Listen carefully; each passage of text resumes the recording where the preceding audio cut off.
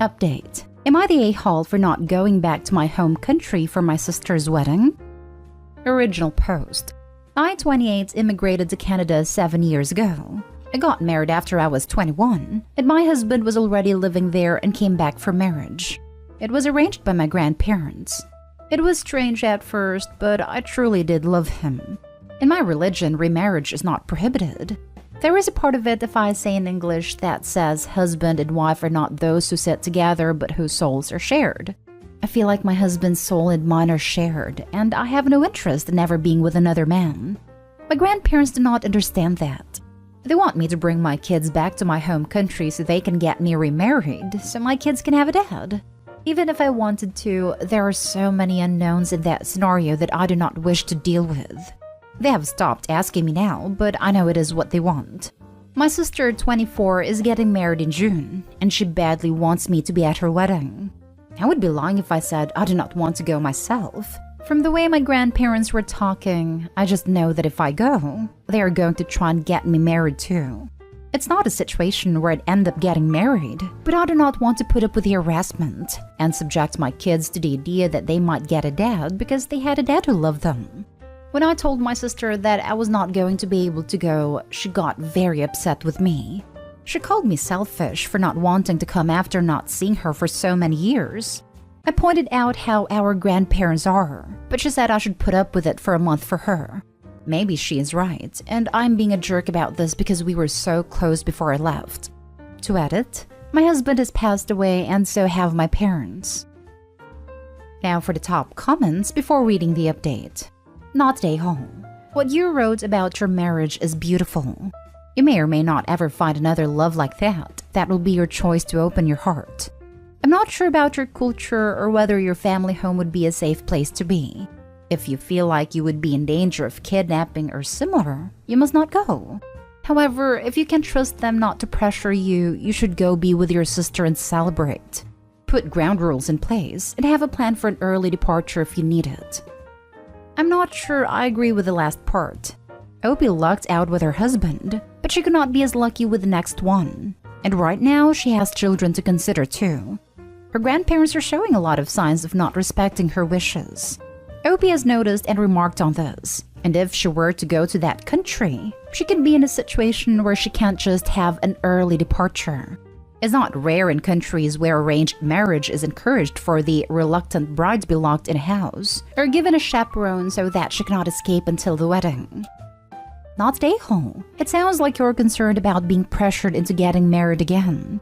This is a lot easier to resist when you're in another country. Could your grandparents be using you to get residency for someone in Canada by marrying you? I'd stay away too.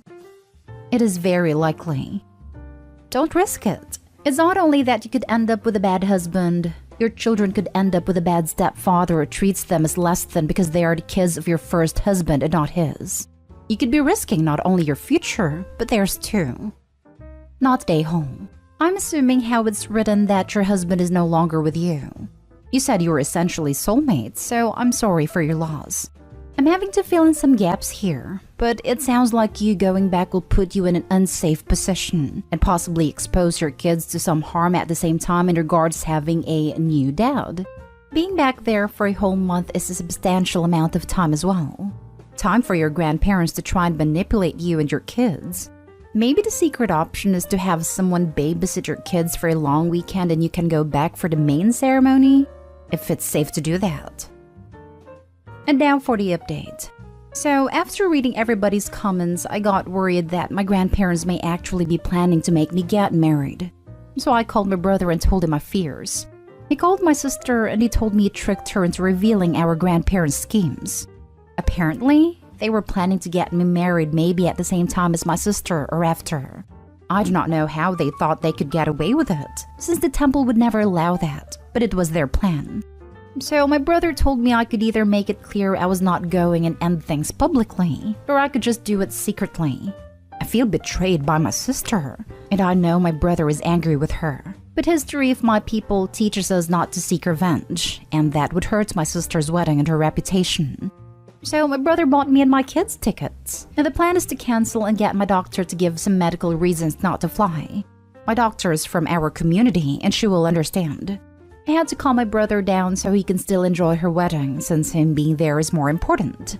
It is sad that I cannot go back to my home country now and I cannot take my kids there either. But Canada is a great place. Nobody here pressures me for remarriage and every man and woman at work treats me and my situation with respect. My husband is not alive anymore, but I know our souls are together forever. I'm sad that my first home no longer believes, but I will never stop. Great job by your brother being there for you. By the way, I'd never go to your old country again, as you'll experience nothing but pressure if you ever go. Yes, my brother has always looked out for me, and it makes me happy that he understands why I do not ever want to be remarried. I will probably go back when my children are older so that they can see the temples that experience our culture, but only if my grandparents have stopped pressuring me. Yes, your brother is a great person who truly cares for you and your family. I think some special thank you dinners for your brother should be on your calendar in the future. When he and his family come over, I will make him all of his favorite foods just like our mom used to make them. Not stay home. My grandpa passed really young from a heart attack. My grandma raised 6 kids on her own. When I was older, I asked her why she never even dated after grandpa died. She said she'd crawl through glass to have 1 minute with him again, and she just lived the life they had planned because it made her happy. She wasn't against remarrying, but she'd met her love and that was enough. Betty White never remarried after her husband passed in 1981. She always said, once you've had the best, who needs the rest? I'm not at all religious, but I hope they manage to meet up again on the other side. History of my people teaches us not to seek revenge, and that would hurt my sister's wedding and her reputation. Here's the thing about history. It was made by people who committed so many sins that they are afraid that they will be targeted, so they discourage revenge. Your family did wrong by you. Don't do right by them. The history of my people is not like that at all, and that is not why they discourage revenge. It is because revenge will give us nothing, and I know I will gain nothing from ruining my sister's wedding but will only lose her. So the best thing I can do is just be happy with my children. Next story. Am I the a-hole for not giving up my accommodation for the bride's side of the family? My husband's friend is getting married in Spain by the beach. I booked our flights and accommodation as soon as I found out the date, because I was excited and wanted to get a good place now, rather than later when there would be significantly less options. I recently lost a lot of weight and have a lot of loose skin. I'm not comfortable at all with anyone besides my husband seeing my body, so I didn't want to stay in a hotel with a pool. Instead, I booked out a 3-bedroom villa with a pool. It was the smallest option. The others were 7 or 8 beds. My husband told his friend about the good deal we got on it, and he was happy for us. Fast forward to now. He and his fiancée asked if we'd stay somewhere else and allow some of her family to stay there instead. They said they'd give us the money we paid for it. But like I said, we got a good deal because we booked early. There are now no homes with private pools available, and the hotels just cost about the same as the 3-bedroom villa, and I can't use the pool, so I'm getting less for my money. I refused and opened up about why I wanted a private pool.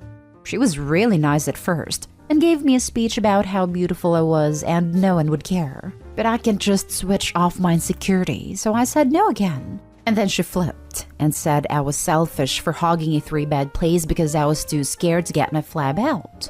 The soon-to-be-married couple obviously think I'm the a-hole. My husband thinks I should just let it go because it's their special day and we don't want to make things difficult for them. But at the same time, this is the only time we can afford to go away. So although we are going for the wedding, it's also a holiday for us. And why should I have to be uncomfortable on my break? Now for the comments. Not the a-hole. So the a-hole asked for a favor, got turned down and decided to insult you in order to make you do what she asked? She certainly doesn't sound like much of a friend to me. That's because she's not a friend. She's an a-hole. Also, how is it that the couple getting married don't have their act together with booking rooms for the wedding they're planning? It's not like this was a surprise. Not stay home.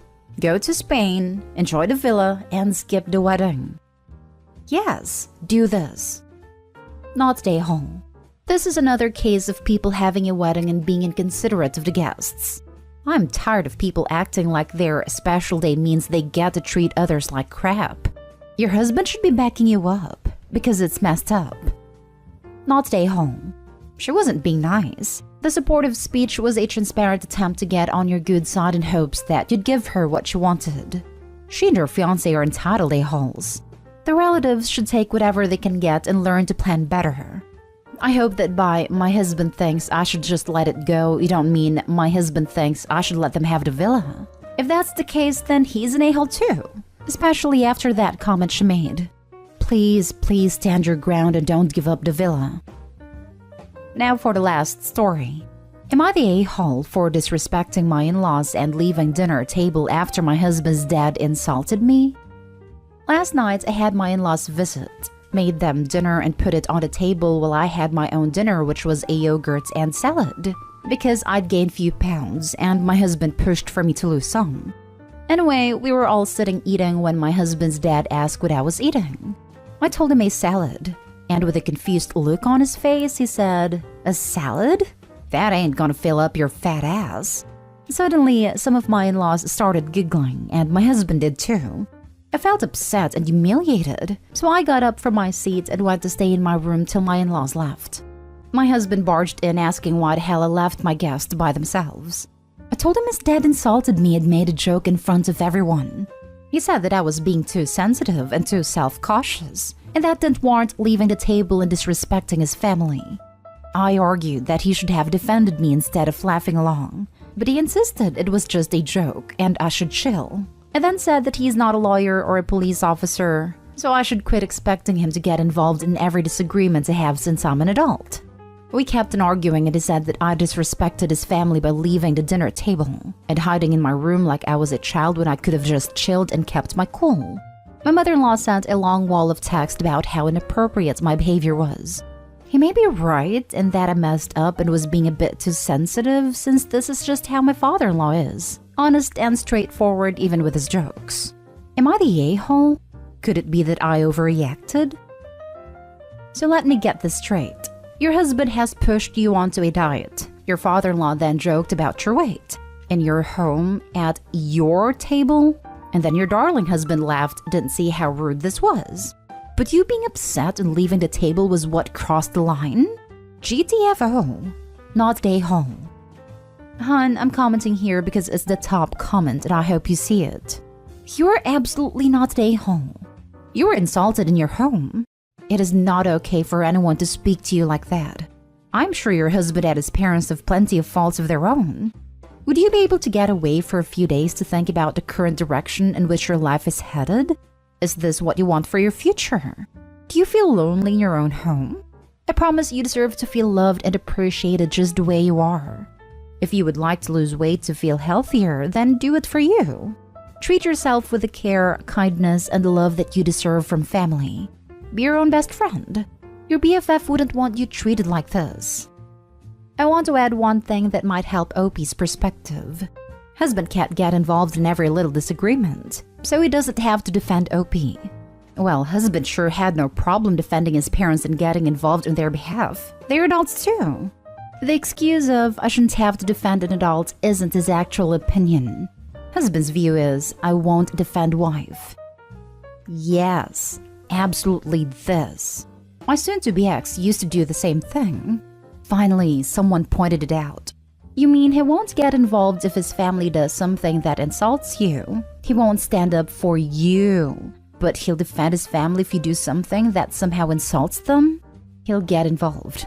Of course he will. When you can be blamed, no matter how minor the infraction, it's always somehow your fault.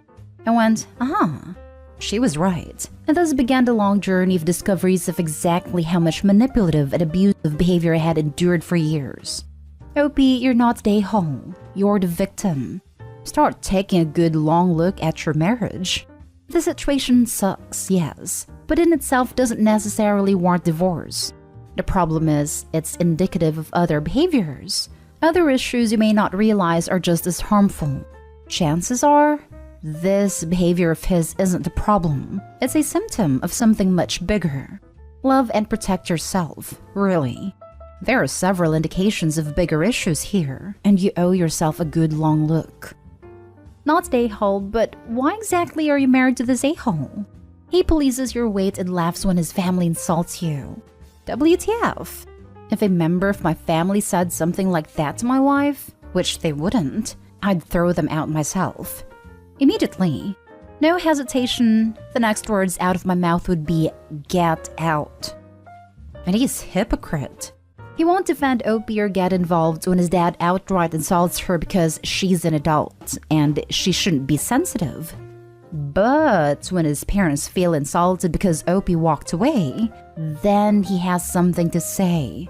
Well, his parents are adults too, and they should be far less sensitive about people quietly leaving.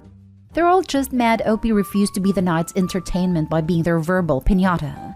Hold your head high, Opie, and keep walking away from insulting a-holes. If you're looking to diet, I know a great way to lose a couple 100 pounds of dead weight. It's called a divorce, not a-hole.